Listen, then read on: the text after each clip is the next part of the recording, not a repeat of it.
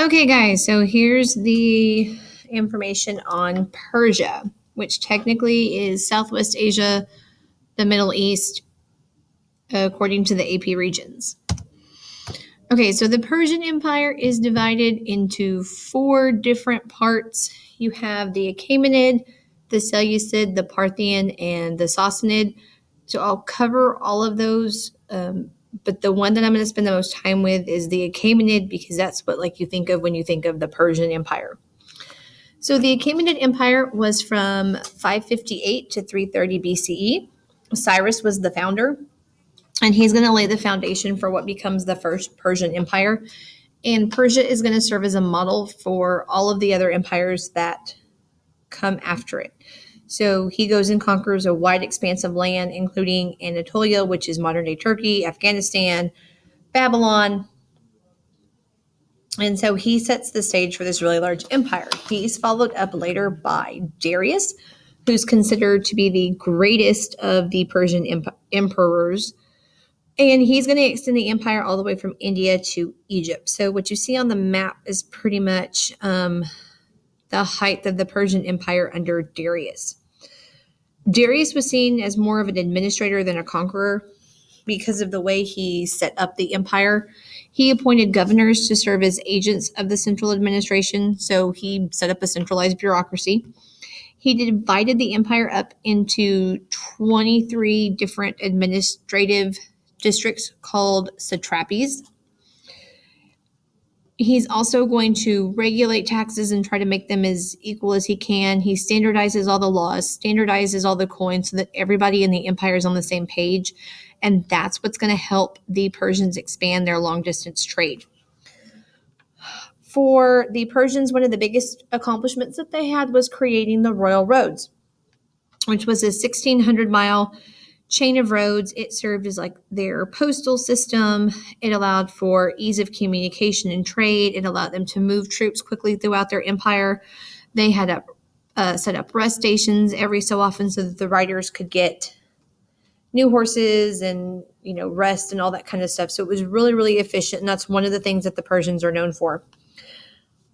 Another thing that they're known for is the Qanat system, which is this picture up here on the top.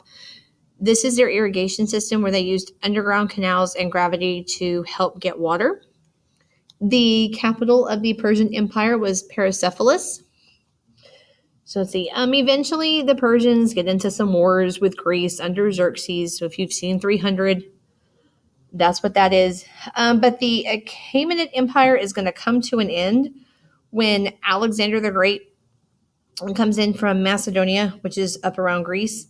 So he conquers the Persians in 330 BCE, and this marks a turning point in Persian history because now the Persians are under Greek rule.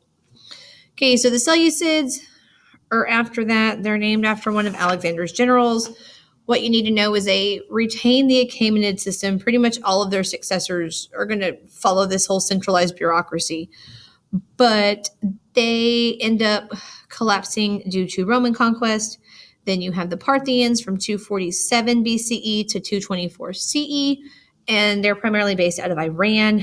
Not really a centralized government, but they had a federation of leaders who would meet in councils. Again, following what the Achaemenids did, they weren't as centralized, and they have a lot of internal rebellions, which weaken their empire, which is why they collapse.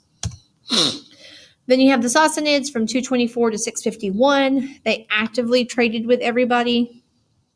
Again, followed the Achaemenids. They introduced cultivation of new crops like rice and sugarcane, and they ultimately collapsed due to conflicts with Kush from Egypt and Rome and the Byzantines. Socially, for the Persians, they were a very cosmopolitan empire, so you had people of all different religions. You had Buddhists and Christians and Zoroastrians and people of all different cultures. You had educated bureaucrats, so they knew what they were doing. Large number of administrators because the empire was big and there's no way they could have run it effectively without having educated administrators. As far as social classes go, they had a large class of free people, which would be like artisans, craftsmen, merchants, stuff like that. Women could have jobs in the Persian Empire, primarily in textile manufacturing. They did have slaves, but primarily those were POWs or prisoners of war or anyone who owed a debt to society that they had to pay off. Economically, agricultural production and then trade, they get really involved in trade because they're right there at the crossroads for everything. And for their religion, you really need to know about Zoroastrianism. Okay, it's an old religion. It's monotheistic. They had a belief in one God. They had other gods also in this religion, but they were all lesser gods and none of them were really worshipped. They do have a concept of heaven and hell. Their priests were called magi. So you see a lot of Zoroastrian influence in the region and on later religions. So long as you can associate Zoroastrianism with the Persians and that being their religion, that's pretty much the extent of what you need to know about the Persians.